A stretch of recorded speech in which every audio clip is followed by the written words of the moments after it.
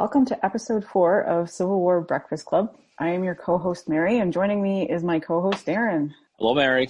Hey. How are you? I'm good. How are you? Good. How's your mood? Good. Good. I'm in a great mood. I'm in a fantastic mood. This is the best time of the year. It's September. There is a chill in the air. Yeah. There is pumpkin beer to be had. And of course, this is the beginning of the NFL, which we all know stands for New England Football League. And that all starts on Sunday as the Patriots begin their banner number 7 climb in front of a bunch of empty stadiums. But we will look forward to it. You know why? Because God damn it, we got football coming. Exactly. Like summer is baseball, but baseball this year was just weird for me. But football, I am ready to go. And obviously we've got our football jerseys on tonight for this episode. So I don't know what this baseball you speak of is, but is that a new sport? So yes, those watching the video can see that I am wearing a Packers jersey. And Darren is wearing New England Patriots jersey. Champs. Yeah, but I have a New England Patriots hat on because, yes, I cheer for both teams. I was going to say, that number 12 you have, that is the funniest looking Tom Brady jersey I've ever seen in my entire life. Yeah, his name is spelled wrong, too. It's spelled Rogers. Rogers? Again, I've never heard of her. Darren, I still have my quarterback. Anyways, thanks for bringing that up. Way to kill it. Again, now my mood is bad. Thank you so much. Hey, it's okay. We got Cam Newton now. Whatever. Who knows? But anyway, football is here. Yeah. It is a great time of the year. It's been a good week. We had a good episode 3 podcast. Speaking of Atlanta, some great reviews on that. We kicked off the YouTube channel, which came out really, really good. The chief engineer, Mary Fincher, the queen of the north of Ontario, puts that whole thing together. And I think it's coming out pretty well. And everybody who's signing on and following us on Twitter and Facebook and Insta, much appreciated. It's a lot of fun doing this. I will say it's definitely something I look forward to during the week. Yeah, me too. And it's because we get to hang out and we get to talk whatever. We get to talk about whatever we want to talk about. Yeah, exactly. Yeah, and tonight we are talking football, which the one thing about the jerseys we're wearing, which Darren brought up just before we started recording, I'm like, oh, let's go record and talk about that, is the fact that the Packers did beat the Patriots in the Super Bowl. Wow, look at you go tonight. You told me that. Yeah, I did. But that was back during when the earth was cooling 100 years ago, though. The Patriots I think they've rebounded since. They seem to have won a couple of games along the way. I think they've won 6 Super Bowls. Actually, they've won 6, but I think the Packers have won 4. So I think 6 is greater than 4. You're the math experts. You tell me. You're never living that down, by the way. A little bit of a recall to episode 2. You would never live in that one down. I said it was like, what was it, a 46% casualty rate? And it was like 72 or something. Even the ghost of McClellan was like, that girl doesn't know how to count. I had McClellan's math teacher. Yeah, that's exactly what it was. McClellan's School of Mathematics. Yeah, that's what it was. Like I said, football season's here. So, we got to thinking, which is always a dangerous thing, about the potential of comparing some of our hero generals and not so hero generals, and maybe drawing a little correlation to the NFL teams of today and their overall history to see what we can come up with. Yeah. And we didn't really prepare this, admittedly, so we're going to kind of wing this. We're going to see how much Mare knows about football, which I think she knows more than I do. I doubt it. So we're going to have some fun with this. Hopefully you play along with it. I will say, any Jet fans, I apologize in advance because I fucking hate the Jets, and we're going to have fun with them today. We'll have some fun with some other teams as well. I think this will come across pretty well. Yeah, I think before we get started, though, there's 2 birthdays to mention, one of which is today and the other is in a few weeks, and it has to do with the mugs we are drinking out of tonight. So you can go first, Darren, with yours. Today is 192nd birthday of Joshua Lawrence Chamberlain, who would still be alive today if he wasn't shot in Petersburg, I believe, because he was that good. This is a coffee mug from Joshua's Tavern up in beautiful Brunswick, Maine, and I am drinking Shipyard Ale Chamberlain IPA, which you can only get in Maine. So that's what I got. What about you? I have General John Reynolds, also born in September. So that's why I picked him, because I don't have a Chamberlain mug. I'm not cool like Darren yet. No one is. Nobody is. But in honor of Chamberlain, I am drinking a Session New England IPA, and it's also in honor of my boy OO because it's called Moonlight on Chrome. You like OO, Howard? I know that. Yeah, totally. I was actually listening to an audiobook today called Fierce Glory, which is about the Battle of Antietam. Mm-hmm. The narrator mentions Howard's name, and I totally started fangirling. It's a good thing I was on my own. Hey, we talked about Howard. I'm sure Howard, I'm going to guess he probably shows up at some point here this evening, I think. He probably will. Does. He probably will. But yeah, so it's been a great week. Episode 4 is, can you believe this is the 4th episode already? Yeah. Unbelievable. I know. It's moving right along. Like we say, appreciate anybody who takes the time to watch this. We do appreciate it. It's a lot of fun to do this. So hopefully you enjoy it as well. We love the community on Twitter as well. Like, kind of fun on there. Everybody on there getting some good discussions going, lots of good laughs and all that. So it's really great to see that happening. We really appreciate all of you. No, I do have to point out though, that hat doesn't look like a Packers hat that you're wearing. Not a Packers hat. That looks familiar. I already said it was a New England hat. I know. I know it was a New England hat. So you're coming around. You're a Pats fan, sort of. Sort of. You're getting there. You would have died tonight if I'd shown up. I told him earlier, I'm like, yeah, I'm going to wear my Packers jersey. You would have died if I'd shown up in a New England jersey. Oh God, yeah, that would have been awesome. That would have been the podcast. That'd be just me dropping dead right here. That'd be it. You know, speaking of Chamberlain, go right down up the spout, as they said back in the day. But you're coming along. You're good. You're a Pats fan and a Packers fan, which is fantastic. So, but yeah, so let's kind of get rolling with this because I think it's a fun exercise. So we're gonna have some fun and put you on the spot a little bit. So here's what I'm gonna do. We're gonna play a little game show here where I'm going to say a general, and you're going to tell me what NFL team you think they best correspond or line up to. Are you ready? Mm-hmm. All right. I'm going to start with one of your favorites, Confederate General Braxton Bragg. Because I know how much you love him. And he has a dog named Braxy now, thanks to our Facebook Live on Yes. There you go. Braxy, there you go. Braxton Bragg. Well, so it's got to be a team that's pretty bad. There's a couple that come to mind, but I am going to go with the Cincinnati Bengals on this one. I think you could not go wrong with any team from Ohio, to be honest. No, I don't think including Buckeyes, maybe. Michigan, that's another story. But let's talk about Braxton Bragg. So what about Braxton Bragg do you think would associate him with such a team? Well, they have not won any Super Bowls at all. That doesn't make a team not good. But I used to watch them play, and they were terrible. And just their sportsmanship, too, was, I remember seeing a couple things, and I'm like, well, that's a real dick move.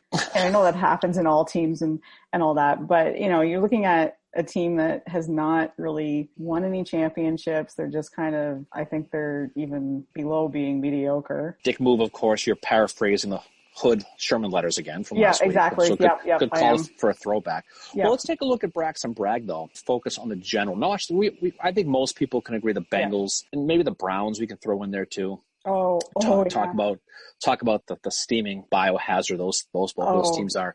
Yeah. But Braxton, let's give Braxton his due first of all before we rip him down. Graduates, goes to West Point, class of 37.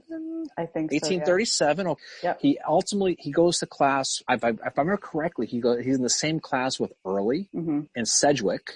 Yeah. And he graduates in the top 10. I think he graduated 5th in his class. I think. Ultimately, right? So he ends up commanding the Army of Mississippi, which becomes the Army of Tennessee. Yep. He's also a Mexican War veteran, too. Right? He fights in Mexico. Yep, I believe he fights under Zachary Taylor. Okay. So he ends up in the Civil War fighting in the West, as we mentioned before. And I think he's known for the cut and run. As much as Howard gets ripped for retreating for Chancellorsville, and he gets blamed for that. Yeah.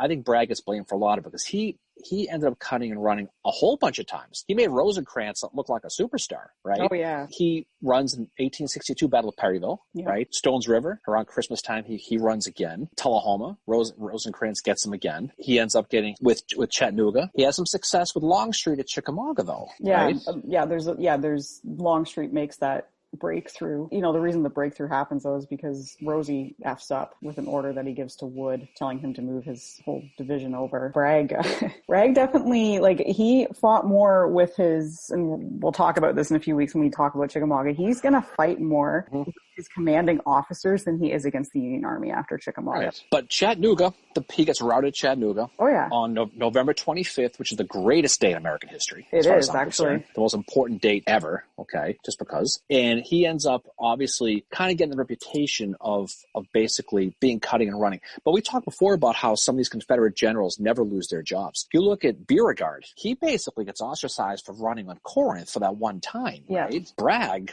he makes Robert Milroy look like a hero. as far as staying ground, right? He does. And he eventually, he tries to, I think he does this whole thing where he tries to resign, and then Davis is like, no. But then there was the whole thing, you suck, you need to go petition that happened after Chickamauga. There's an irony. There's a Fort Bragg, I guess. I don't quite get that. Yeah. But we're not talking about taking it away, get emails, okay? We're just basically talking about the fact that he gets named for it. But when you look at the overall history, you have to look at the Browns or the Bengals. Yes. I like your Bengals pick. I do. I'm thinking Browns too, just because the Cleveland Browns in the 2000s, which is 20 years, right? They've won 99 games in the entire 2 decades, 99. Just out of comparison, my team and America's team, the New England Patriots, have won 249 games in that same period of time. 249 to 99. Wow. You would think they had an 0-16 season in there. The year before, 2017, they went 0-16, which is hard to do. It really is. Coming off of 2016, you know what their record was in 2016? No, but I know they won. They won once. Yeah. Oh, that's right. They won 1 game in 2 years, which is 1 more game than you did. So think about it. So you can't go wrong comparing Bragg, I think, personally, to, we'll call it the whole state of Ohio. We'll call it Ohio. Okay? We'll just call it Ohio. So Braxton Bragg is the state of Ohio. And we just lost every single Ohio. But you know what, though? We just picked up a bunch of Michigan votes. That's cool. And Pennsylvania votes, too, as a matter of fact. Yep. Hey, Buckeyes are pretty good, but their payroll is higher than the Bengals and Browns. So a little bit, keep that in mind. I agree with you picking the Browns for Bragg, too. And, believe me, they did flash in my mind, but I'm like, I think I'm going to go for the Bengals. You can't go wrong, though. I mean, the Bengals, to the Bengals' credit, though, let's give Bragg credit for Chickamauga. Yeah. Let's just give him credit. I mean, he was there, so we'll give him credit. The Bengals did go to the Super Bowl twice. Yes, and they lost the 49ers, but they did make it. So I'm of the belief that it does mean something to get there. Oh, it does, for sure. Even if you lose, something to get there. Yeah. So I think that's a pretty good comparison. I think you were right by staying in the state of Ohio, and you couldn't have gone wrong either way. So you threw a big dart at the Buckeye State, and you couldn't have gone wrong. And like Bragg, I can't light the cigar. It's pretty lit. I think it's your turn now. Okay, as Darren gets his cigar lit there. Yeah, this thing is a user error, probably. Oh, I'm not shocked. That would be a user error. Don't burn your fucking jersey. Joke about that. Just got this jersey. All right, so hit me. What do you got? Your general is William Tecumseh Sherman. Oh, what a surprise. I thought you were going to go Howard there, but you know what? Yeah. Sherman. I think there's one choice with Sherman, don't you? I think it's the New England Patriots. I think it's the New England Patriots. I think it is. Just look at the reputation. I think this really kind of, not so much the Patriots, I think it's more of a comparison to their coach, Bill Belichick. Mm-hmm, yeah, because he's very against the media, right? He's against the media. Just looking at it, I mean, what are some of the strengths of Sherman that maybe you think about a strong leader? Obviously he's ruthless, right? Doesn't give a shit what you think. He hates the media. He had that fantastic quote, and any football fan knows how much Bill Belichick hates the media. He had that quote about, if I had my choice, I would kill all the reporters, but they'd be reporting from hell before breakfast, which is a fantastic quote from him, and I think he's overall right. What else? Oh, I don't think anybody in Atlanta likes either of them. All right. Who can blame them? I mean, let's be honest. We talked about Atlanta last week. Yeah. The New England Patriots, and when it comes to Sherman, are the most two hated things probably in Georgia. I think you got to look at that. I think you also got to look at some of the flaws of Sherman, though, because obviously Belichick has taken his hits too. Mm-hmm. Belichick, obviously, he had the Spygate thing, and he had some stuff that he did that was probably wrong, that I don't care about. It's all overblown, but that's another story, to say the least. Sherman also had Chickasaw Bluff, right? Yeah. He had some mistakes, and we're not going to talk about his politics or any of that. No. But 1863 at the Vicksburg campaign, he did get his ass handed to him. Yeah, and the same, he would get a little bit too, I think, just confident at times. And you saw that that's pretty much what happens at Chickasaw Bluffs. Chickasaw Bluffs was everything to do with how to, reading maps. He'd read the map wrong. And similar thing's going to happen to him in November 1863 at Missionary Ridge, where he's going to read the map wrong and not be in the right place at all. Yeah. And the thing is he doesn't really talk about that in his memoirs too much. It's kind of glazes over it. And I'm not trying to, I'm totally going to razz on you. But, New England fans don't talk about the mistakes that Belichick made. I don't know what you're speaking of, no. Silence. He's just staring at me. I'm just bewildered at such a foolish comment. be honest. I understand that most people outside of this area where I live in don't like him. I think a lot of it's the fact that he won so much. And he's also arrogant, and there's a lot of, but that's another thing too. But there's a bunch of other parallels you can make with Sherman and Belichick, though. And so this is more Belichick than the Patriots, whatever, okay? Bill Belichick has won more Super Bowls than anybody. He's got 6 as a coach. He's got 2 more as an assistant. So he's got a lot of bling, right? Yeah. What do we call Sherman? What's our Uncle nickname for Sherman? Uncle Blingy, right? Talk about that. And we mentioned this a little bit in our Facebook Live the other day, is Sherman. He was one of the Northern California where the girls are warm, to quote that song, years ago. And he was, in 1849, he found himself out where the gold rush was. And he had what's that word I couldn't say last week? Metallurgy? Metallurgy. He studied metallurgy at West Point. And so when they found gold, what they thought was gold in the San Francisco area, they came to him to document that it was gold. And he was the first to admit and discover that it was actually gold. So he was the one who said, yep, it's gold. So since gold associates with jewelry and Belichick associates with jewelry, I think there's also a parallel with that.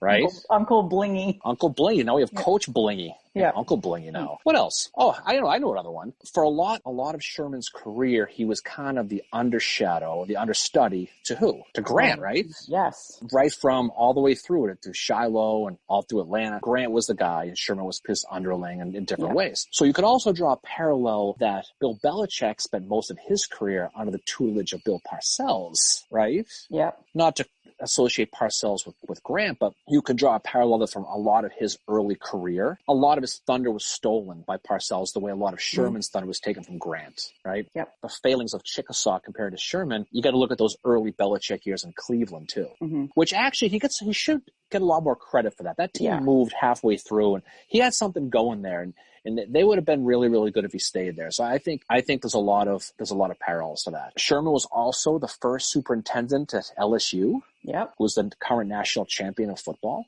Yep, he was. That's pretty cool, right? Yep. You look at all the battles he fought.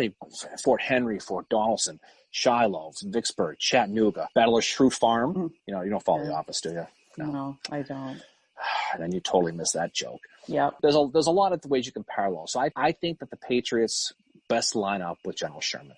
I think for a lot of different reasons, I think that's the obvious comparison. So yeah, I thought of I agree with you. I thought of another one as you were talking about kind of the mentorship thing. But another way, in some ways, Belichick is kind of like Grant too, and Brady could be like Sherman. Like there's that kind of the teamwork going on, right? The other thing with that is Grant and Sherman eventually did have a bit of a falling out, just like Belichick and Brady sort of did. Parcells and Belichick had a falling out too. Yep. Sherman and Grant's falling out happened when Grant was president, and Grant gave Sherman certain powers as the military commander, but then he suddenly took them away because John Rawlins did not want him to have those powers. And Rawlins at the time was dying from, I believe it was tuberculosis, and Grant just said, well, I have to do this for him. And Sherman was just, but this is what we'd always wanted. It means the government's interfering less with what we're doing. And Grant just said, I can't do it. And Sherman just felt like it was a huge betrayal. Well, I think Sherman felt what he was doing was right all along too. Yeah. When they did their March to the Sea, and we'll do a whole episode on that, there was no communication between him and Washington. No. He just did it. Yep. And I think even if there was communication, he would have been like, I don't give a shit what you say. I know what I'm doing. This is the way I'm going to do it. I know for a fact that some of the sports books I've read that Belichick is a huge fan of Sherman. I think a lot of that stuff, I think, has kind of spills over. The media thing definitely does, because no one hates the media more than Belichick does. And I think that's probably something that we can probably agree on, I think. Yeah. No, I think you made a very solid choice with that one. With your Pats hat and your fake Tom Brady shirt you're wearing right now. Next time I'll be wearing a Patriots jersey. Oh my God, that'd be awesome. That would be absolutely fantastic. That'll be I'll watch that one 1,000 times. You got the 12. You're almost there. Although I think Brady's not there anymore. I know, but it's give me time. Give me time. All right, my turn, right? Yep. Nice. Making it easy for you. I'm going to give you a hard one. Okay. How about we go with David Farragut? Ooh, representing the Navy.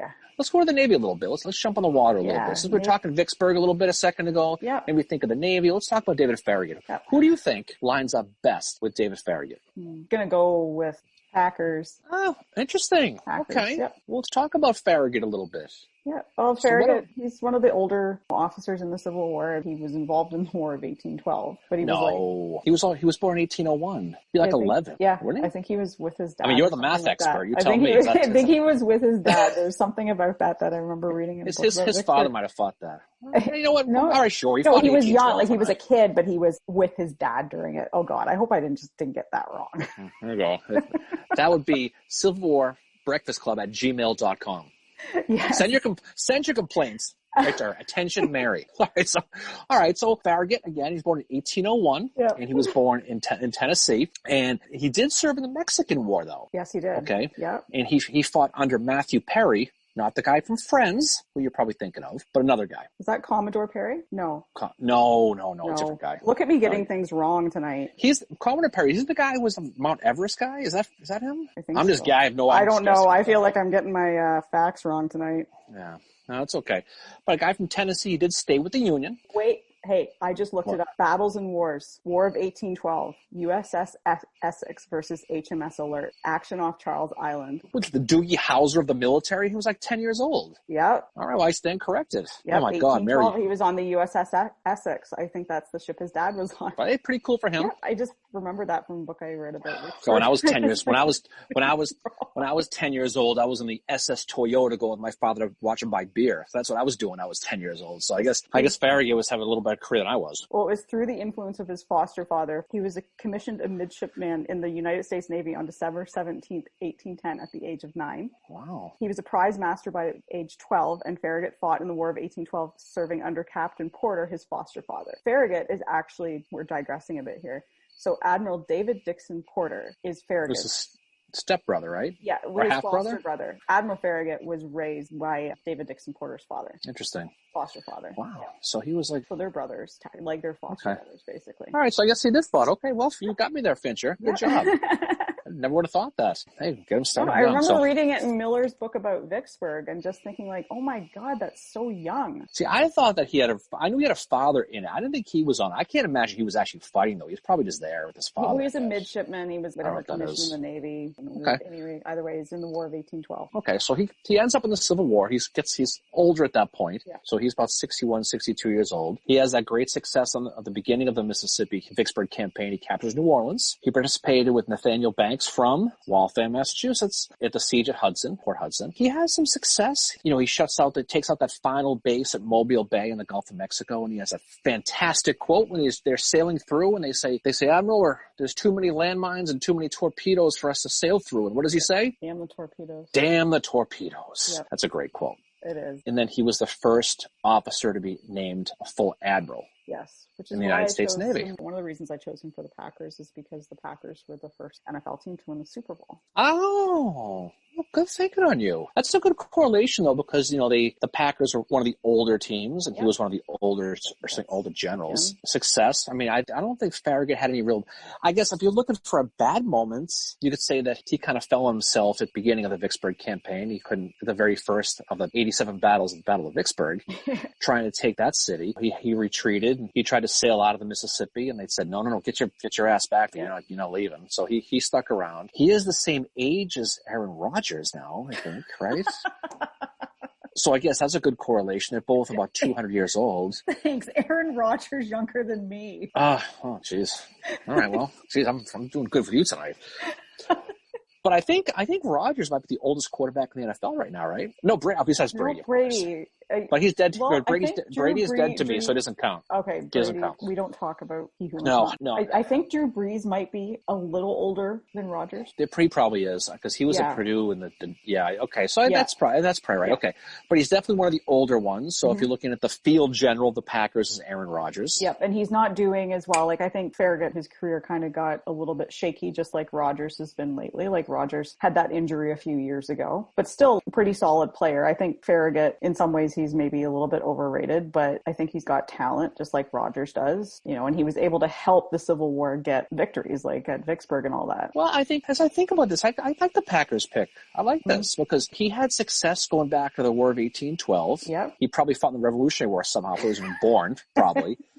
But he had success early in life. The Packers have been going since 1919. 1919, yep. So they started playing football 5 years after Joshua Chamberlain died. Oh my God. Isn't that crazy? Mind-blowing. I mean, wow. Civil War was not that long ago. I'm telling you, all the times. It was not that long ago. Since 1919, they've been playing. They had 13 NFL titles. Most of them were in the 30s and the 60s. 4 Super Bowl titles. The most recent one beating the lovable Pittsburgh Steelers, which I very much enjoyed that one. I was a Steeler. I was a Pittsburgh fan, Packer fan that night. I'll promise you that one. I hate the Steelers. No one likes the Steelers, for God's sake. Steelers, please. I think that's a good correlation because he's an older guy. He got criticized for being old, kind of like maybe Winfield Scott was, although he wasn't that old. But he was an older guy. People questioned. Porter actually kind of took some shots at him too at the beginning of that Vicksburg campaign, thinking he was going to mail in a little bit and try to take over that position. Yeah. Which makes you think about the family history, about how awkward that Christmas must have been. Yeah, well, Porter and Farragut, like Miller in his book about Vicksburg, that he talks quite a bit about them, and he talks that they were both, like, lays it out, and he says they were both really fucking arrogant. I think you have to be, though. I mean, if you're getting in the military at that young of an age, and you grow up and your father is who he was, you have such a long, distinguished career. And they come to you and they say, we need you to help us take this Mississippi. I mean, he's probably thinking, well, here we go. Now I'm back, you know? So I can see that. I don't think the Packers are arrogant, though. No, they're not. I mean, they're from, Wisconsin. Yeah. And, nice. By the way, Wisconsin's like Canada Junior. You picked the Packers because of Jen, didn't you? This is a little homage to her, isn't it? This is a little throw to her. Okay, I see what you're up to. Packers. She does like the Packers. She used to be a Bears fan. Oh, okay. Well, maybe, but I think it's a good correlation because like we said, he's an older guy. He's prestigious. I don't think anyone really hates Farragut.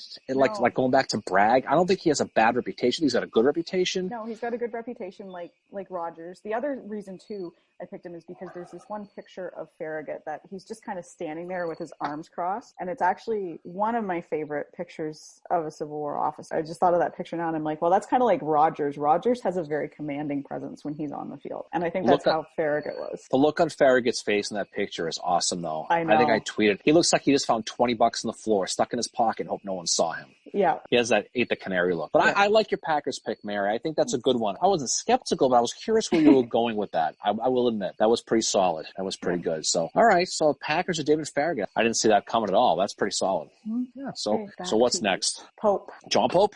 Yep. No, Pope John Paul II. Oh, that'd be the Saints then. We're taking it to Catholicism now. Oh, okay. It's John Pope, the miscreant Pope. Oh, you know what, though? We talked about him a couple of weeks ago in our second Manassas campaign. Yeah, we did. He's a bastard. And so he was a guy who, arrogant, thought he was the man, came east. He had that quote about how he's used to seeing the backs of the Confederate soldiers. Yeah. And then he came out here and he tried to do what he could out here, the east, and he completely pissed down his own leg. There is only one team that can correspond to John Pope, and that is the New York freaking Jets. No question. There is not. This is a slam dunk, not even a close. You want to talk about a do-nothing, arrogant franchise, it's the New York Jets. It is absolutely the New York Jets. So, and I make no apologies for that. So, John Pope, let's go back. Let's dust off the John Pope notes from 2 weeks ago. Oh, yeah. John Pope comes east with the Army of Virginia, which has been newly formed. But he has some success out west. Yeah, right? he does. But he said he took 5,000 prisoners at Island Number 10. I think it was Island Number 10, right? Number 10. And then apparently he had the same math teacher as McClellan and myself, as well as Alan Pinkerton had, and he inflated those numbers. Ooh, Pinkerton. Yeah, to 7,000. Well, Pinkerton was basically giving McClellan the numbers, and then McClellan was increased them by 5%. Well, Halleck was too. Halleck was giving those numbers too. Increase it by 5%. And shall I say, Lincoln, he also was giving those numbers too. So that's okay. But let's rehash on John Pope, okay? Because we talked about him a few weeks ago. West Point, graduates about middle of his class. Mm-hmm. He goes to Mexico, does pretty well with that, ends up getting the commander of the Army of the Mississippi, which, become the Army of the Tennessee eventually. He does some good things, though. He captures New Madrid, 1862. He does pretty well with that. To your point, he's part of that expedition that stops Island Number 10. Yep. I'm not sure if Island Number 9 was better. Island Number 10 was the one he stopped at. Imagine being named Island Number 10. Yeah, where is that? Not as good as Rough and Ready, though. Rough and Ready cheerleaders. If you haven't yet listened to episode 3, you really need to. Somewhere there's a prom queen from Rough and Ready High School who's had a scarred life. But so he It sounds like a place of exile. It's where bad Civil War generals get exiled to. I bet you Hooker and Butterfield spent a lot of time there. You're rough and ready. I bet you totally did. So he captures Island number 10. He's part of Andrew Foote's Navy, and he does that. He gets promoted to Major General, and he helps secure Corinth. And we talked about Beauregard. Beauregard does that masterful thing where he's a la Jamestown with Magruder. He has the fake cannon, sets the trees up. Slowly, they say the hardest thing to do is to retreat in the face of the enemy, and that's exactly what he did. But they ultimately took Corinth. He has a good reputation. Meanwhile, what's going on out east is McClellan is having his struggles on the peninsula. So he goes in that doghouse we talked about a couple weeks ago, and they bring in John Pope to save the day. Because they think Lincoln thinks he's going to be way more aggressive. Lincoln thinks he's going to be aggressive. Not to rehash our second episode, he gets his ass kicked in Manassas. he gets his ass kicked in Manassas. The ass of Manassas stands for ass kicked of John Pope in Manassas. Okay. It's John Pope's ass. John Pope's ass gets pounded, knocked away. And so he basically ends up getting sent all the way to Minnesota. Oh, this is hilarious. He ultimately ends up you need to stop. He basically gets pushed all the way back to Minnesota. He gets to fight the Dakota Wars of the 1800s, 1862, and he basically disappears completely from the mainstream as far as the military goes, and he basically struggles. So he basically has a really bad reputation, obviously. He had a little bit of success early, and here's where the Jets thing comes in all seriousness, okay? The New York Jets, back in the day, they were one of the original AFC or the AFL teams in 1960. They came in and they did pretty well at the beginning. They were pretty competitive. In 1969, in Super Bowl III, they had a really good game against the Baltimore Colts, not the Indianapolis Colts, the Baltimore Colts. And at the time was one of the biggest upsets in sports history. This is the famous Joe Namath guaranteed the win. They win that game like 16-9 or something like that. But it was a big, big, big deal. And the New York Jets and their fans have been living off that ever since. Yep. 1969, back when dinosaurs roamed the earth. 1969 was the last time the New York Jets won the Super Bowl, and their fans think they're the combination of the Patriots, Cowboys, and 49ers. And ever since that year, they've had a couple of good years here and there, but nothing really good. They haven't been back to a Super Bowl since. They've been in that AFC East dungeon for the last 20 or so years, just getting pounded by the Patriots. And so that's kind of, I think, why I think the Jets would be the best correlation with them, primarily because they just had some success early. And I think a lot of the younger Jet fans now have been hearing from probably their fathers about how great the Jets have been. And I think Pope, he's used to reading his own headlines, thinking they're better than they are, and they just don't know they're not good. They just don't know. It's very sad, to quote Arthur Fremantle. Very, very sad. Which does, just knowing you're not good, that's like Pope. Pope thought he was basically king shit a fuck. It's one thing if the what? King shit a fuck mountain. Look at that in the map. See what the hell that is. Sounds like a fun place to go camping. So if you look at the Browns or the Bengals, though, you're not good, and you don't even make apologies for it. But the Jets don't think that. The Jets, like Pope, think they had some success, and for that reason on, they feel that they are almost better than they really are.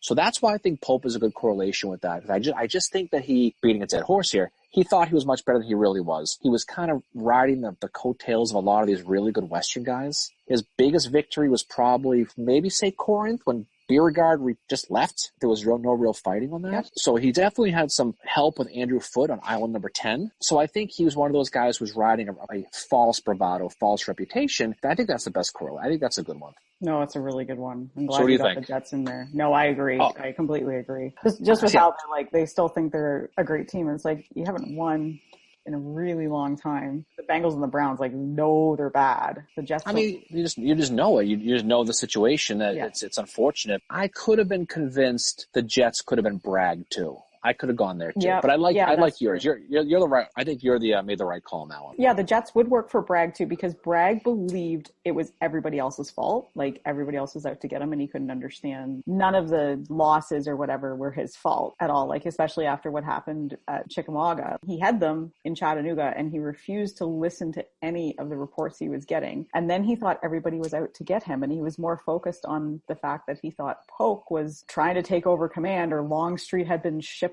from the East, stir shit up and possibly oust him from command. That's the only reason why Longstreet was there. But Bragg, you know what though? The thing about Bragg is you kind of have to quasi give him Chickamauga though. You kind of do. Yeah, and it was, way. And I know it was Longstreet. I mean, I think Longstreet. I think we're both Longstreet fans. Yeah, I'm a Longstreet fan. Yeah, we are. I think when you look at that, Bragg's success came later versus Pope's came earlier. And I think that's why I think the Jets probably the best overall situation. Yeah. I don't know. I mean, there's no wrong answer with that. No. I think you made a solid choice with it. I think it was awesome. I mean, any chance to make fun of the Jets, I'm going to take. So. Hey, yeah, exactly. I'm not over some of the stuff they pulled with that Deflategate, by the way. I mean, the Spygate. That was ridiculous. Deflategate. No, Deflategate was a stupid cold, but the Jets was a Spygate. But I digress with that. Obviously, the therapy didn't work for that, clearing that out. But I think I think pretty good. I think so far so good with this stuff. I think we probably have time for one more. I think we do, yeah. All right, so let me think. Let me think of a tough one here. Let's go U.S. Grant. Ooh. So let's before we think about the team, we'll do this one together, okay? Yeah.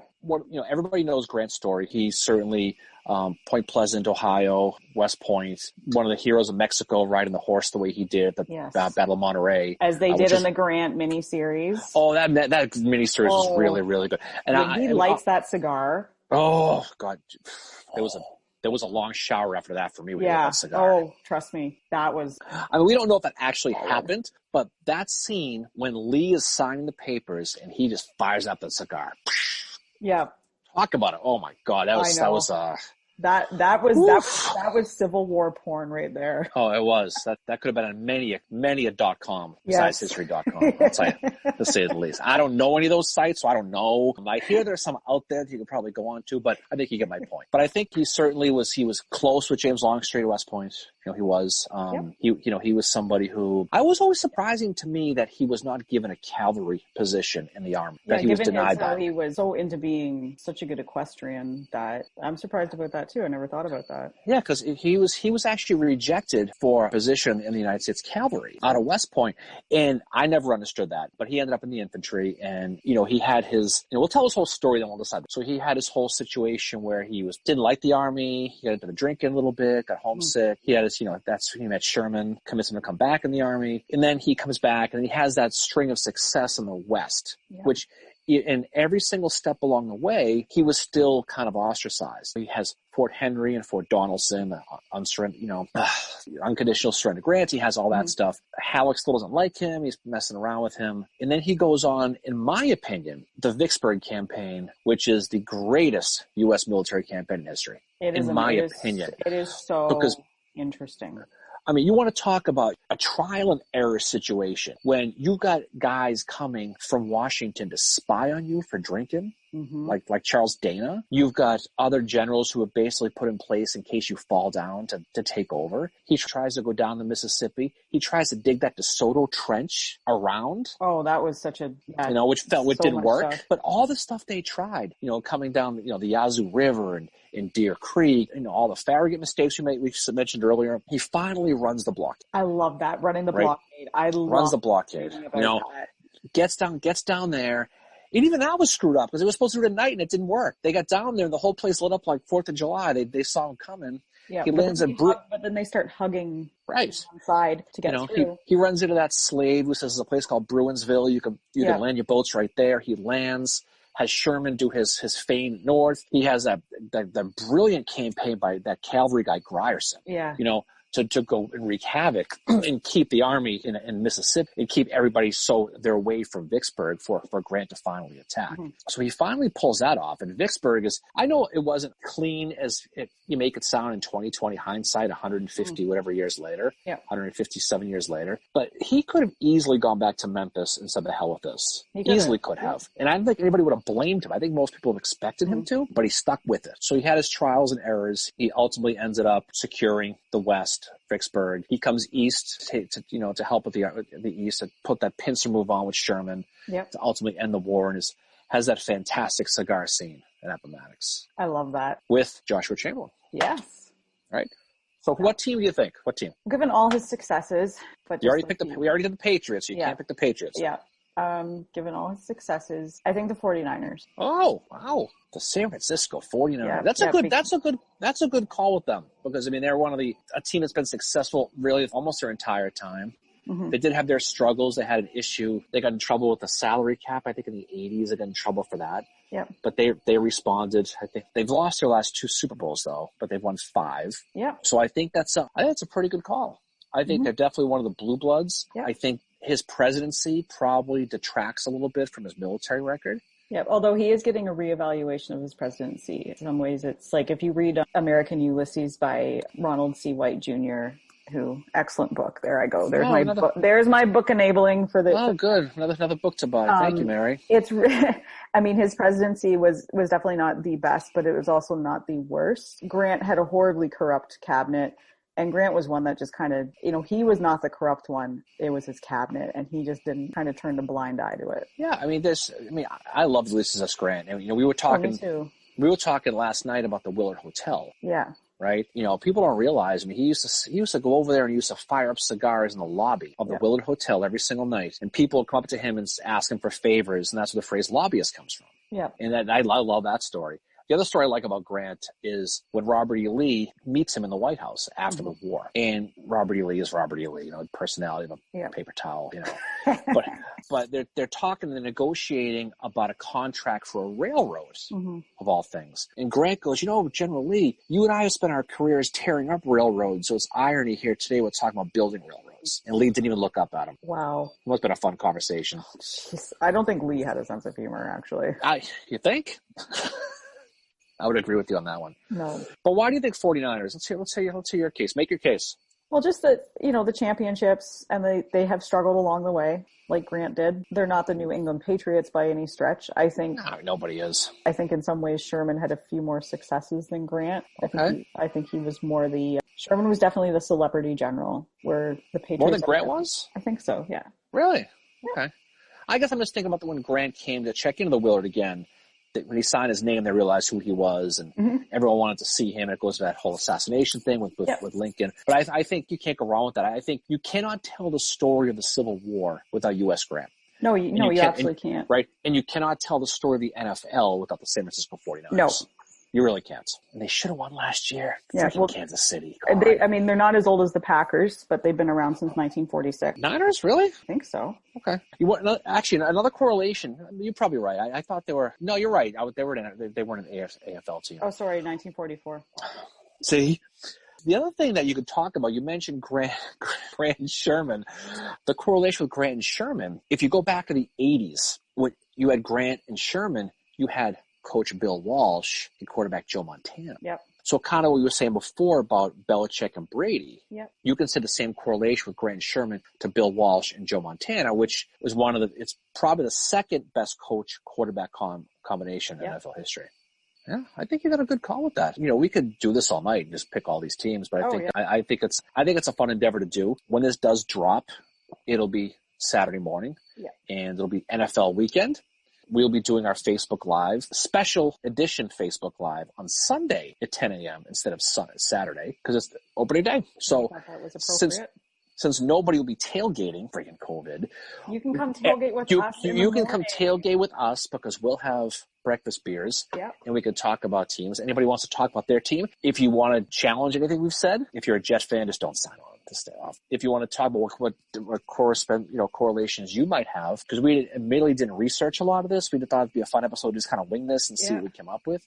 I was kind of curious how much football she knew because she wears that Packers jersey all the time, and I'm kind of curious what she really knew. Much. I am actually, admittedly, I am a fairly new fan to football. This will be my 4th season heavily watching it, but for years I just didn't like it. Didn't watch it. Baseball was about the only sport I watched. And then I was at Cedar Point in Ohio, which I go to quite a bit when there's not a fucking pandemic going on. And there was an Ohio State game on. And I asked the person who I was with, I said, can you please explain this game to me? And they did. You don't watch Canadian football at all? No, I don't. I hate CFL. I can't. You know who the Babe Ruth of Canadian football is? No.